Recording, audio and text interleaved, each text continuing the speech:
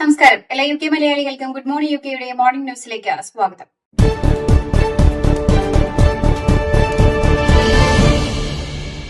ഇംഗ്ലണ്ടിലെ റെസിഡന്റ് ഡോക്ടർമാർ വീണ്ടും പണിമുടക്കിലേക്ക്.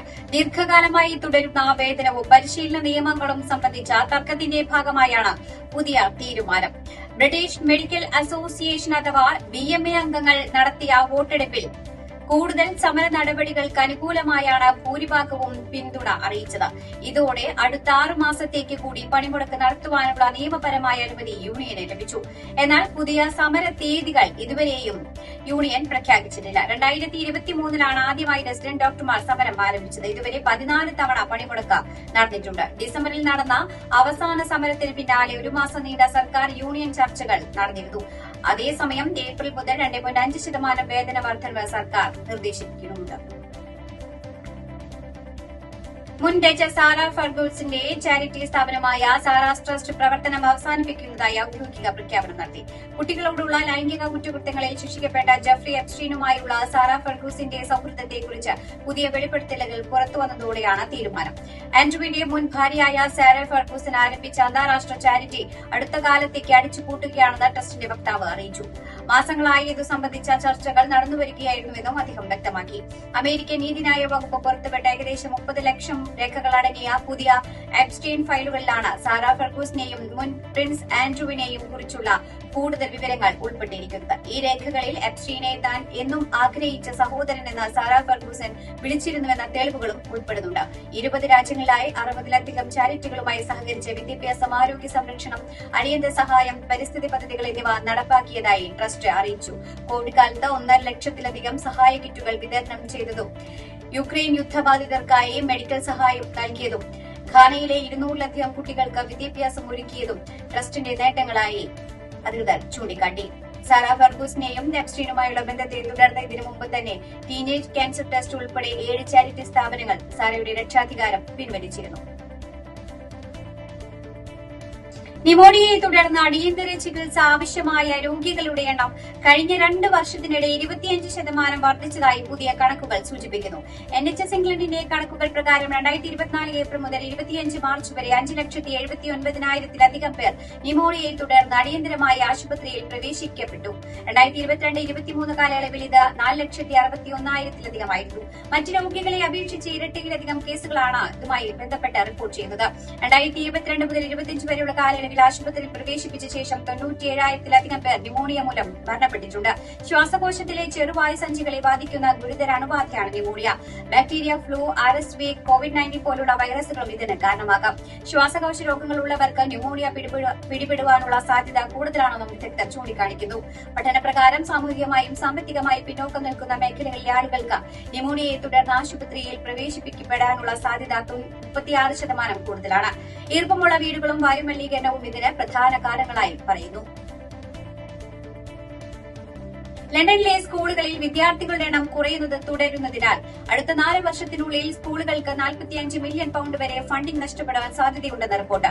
ഇതോടെ സെക്കൻഡറി സ്കൂളുകളിൽ അധ്യാപക ഒഴിവുകളും പാഠ്യപദ്ധതി ചുരുക്കലും ഉണ്ടാകുമെന്ന ആശങ്ക ശക്തമാവുകയാണ്. കഴിഞ്ഞ 5 വർഷത്തിനിടയിൽ ലണ്ടനിൽ ഏകദേശം 90 പ്രൈമറി സ്കൂളുകൾ അടച്ചുപൂട്ടുകയോ ലയിപ്പിക്കുകയോ ചെയ്തിട്ടുണ്ട്. എന്നാൽ ഇപ്പോൾ ഈ പ്രതിസന്ധി സെക്കൻഡറി സ്കൂളുകളിലേക്കും വ്യാപിക്കുന്നു എന്നാണ് റിപ്പോർട്ട് സൂചിപ്പിക്കുന്നത്. ഇതുവരെ ജനനനിരക്ക് കുറഞ്ഞതിന്റെ ആഘാതം പ്രധാനമായും പ്രൈമറി സ്കൂളുകളെ ായിരുന്നു ബാധിച്ചിരുന്നത്. ലണ്ടൻ കൌൺസിൽസ് പുറത്തിറക്കിയ പഠനപ്രകാരം ഇന്ത്യ ലണ്ടനിലെ സ്കൂളുകളിലാണ് ഏറ്റവും വലിയ ഇടിവ് പ്രതീക്ഷിക്കുന്നത്. വിദ്യാർത്ഥി എണ്ണത്തിന്റെ അടിസ്ഥാനത്തിലാണ് സ്കൂളുകൾക്ക് ഫണ്ടിംഗ് ലഭിക്കുന്നത്. അതിനാൽ കുട്ടികളുടെ എണ്ണം കുറയുമ്പോൾ ഫണ്ടിംഗും കുറയുന്നു.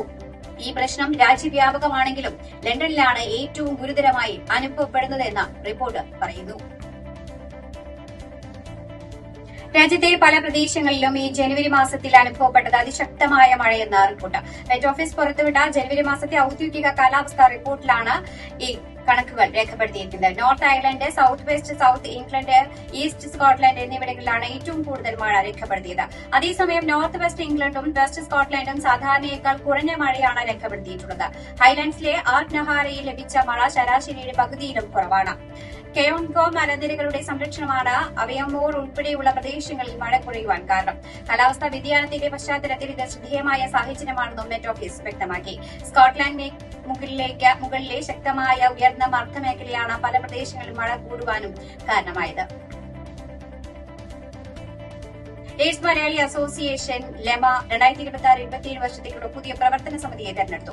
ജനുവരി 30 നടന്ന അസോസിയേഷന്റെ ക്രിസ്തുമസ് പുതുവത്സരാഘോഷങ്ങളോടനുബന്ധിച്ച് കൂടിയ പ്രധാന പൊതുയോഗത്തിലാണ് പുതിയ ടീമിനെ ഔദ്യോഗികമായി പ്രഖ്യാപിച്ചത്.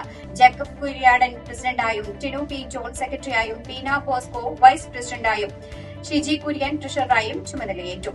പ്രോഗ്രാം കോർഡിനേറ്റർമാരായി റെജിൻ പ്രകാശ്, ടീന എബ്രഹാം എന്നിവരെയും സ്വാതി ഉദയപ്പൻ ആർട്സ് ക്ലബ് കോർഡിനേറ്ററായും സിൻസി റുഡോൾഫ് ടാലന്റ് സ്കൂൾ കോർഡിനേറ്ററായും പ്രവർത്തിക്കും. വിമലേഷ് പിള്ള സ്പോർട്സ് കോർഡിനേറ്ററായും നേതൃത്വം നൽകും. ജയൻ കുര്യാക്കോസ്, ഐശ്വര്യ ശ്യാം, ലിജോ വർഗീസ് എന്നിവരെ കമ്മിറ്റി അംഗങ്ങളായും തെരഞ്ഞെടുത്തു. ലീഡ്സിലെ മലയാളി സമൂഹത്തിന്റെ സാംസ്കാരിക പൈതൃകം നിലനിർത്തുന്നതിനോടൊപ്പം പുതിയ തലമുറയെ കേരളീയ കലകളുമായും മൂല്യങ്ങളുമായും കൂടുതൽ അടുപ്പിക്കുക എന്നതാണ് പുതിയ കമ്മിറ്റിയുടെ പ്രഖ്യാപിത ദൌത്യം. പ്രവാസ ജീവിതത്തിലെ വെല്ലുവിളികളിൽ പരസ്പര സഹായം ഉറപ്പാക്കുന്നതിനും അംഗങ്ങളുടെ ക്ഷേമത്തിനുമായി വിപുലമായ കർമ്മ പദ്ധതികളാണ് വരും വർഷങ്ങളിൽ വിഭാവനം ചെയ്തിരിക്കുന്നതെന്ന് സംഘടനാ ഭാരവാഹികൾ അറിയിച്ചു. മോഹൻജി ഫൌണ്ടേഷനും ലണ്ടൻ ശ്രീ ഗുരുവായൂരപ്പ സേവാ സംഘവും ചേർന്ന് വിവേകാനന്ദ ജയന്തി വർണ്ണാഭമായി ആഘോഷിച്ചു. ജനുവരി 31 വൈകിട്ട് 6 മുതൽ തോണ്ടൻകീത്തിലുള്ള വെസ്റ്റ് തോണ്ടൻ കമ്മ്യൂണിറ്റി സെന്ററിലാണ് ചടങ്ങുകൾ നടന്നത്. കുട്ടികൾ അവതരിപ്പിച്ച ഭജന, പ്രഭാഷണം, കുട്ടികളുടെ ചിത്രരചന, ദീപാരാധന, തുടർന്ന് അന്നദാനം എന്നിവയും അന്നേ ദിവസം നടന്നു. ലണ്ടനിലെ വിവിധ ഭാഗങ്ങളിൽ നിന്നുള്ള ഒട്ടനവധി ആളുകൾ ചടങ്ങിൽ പങ്കെടുത്തിരുന്നു. വിവേകാനന്ദ ജയന്തി ആഘോഷങ്ങളിൽ പങ്കെടുത്ത എല്ലാവർക്കും ശ്രീ ലണ്ടൻ ഗുരുവായൂരപ്പ സേവാ സമിതി നന്ദി അറിയിച്ചു. നിയമസഭയിൽ സ്പീക്കറുടെ ഡയസിന് മുകളിലേക്ക് ചാടിക്കയറുവാൻ പ്രതിപക്ഷ എംഎൽഎമാരുടെ ശ്രമം. ഇതിന് പിന്നാലെ സ്പീക്കർ ഡയസ് വിട്ട് എഴുന്നേറ്റുപോയി. എംഎൽഎ അൻവർ സാദത്താണ് കാലുയർത്തി ഡയസിന് മുകളിലേക്ക് കയറുവാൻ ശ്രമിച്ചത്. അൻവർ സാദത്തിന് പുറമെ ടി വി ഇബ്രഹാം, സനീഷ് കുമാർ ജോസഫ് എന്നിവരും ഡയസിലേക്ക് കടക്കുവാൻ ശ്രമിച്ചു. വാച്ച് ആൻഡ് വാർഡ് തടഞ്ഞതോടെ പ്രതിപക്ഷ അംഗങ്ങൾ തിരികെ സീറ്റുകളിലേക്ക് മടങ്ങി. ഇതോടുകൂടി വാർത്താ ബുള്ളറ്റിൻ ഇവിടെ അവസാനിക്കുകയാണ്. എല്ലാ പ്രേക്ഷകർക്കും നല്ലൊരു ദിനം ആശംസിക്കുന്നു. കൂടുതൽ വാർത്തകളുമായി നാളെ കണ്ടുമുട്ടാം. എല്ലാവർക്കും നന്ദി, നമസ്കാരം.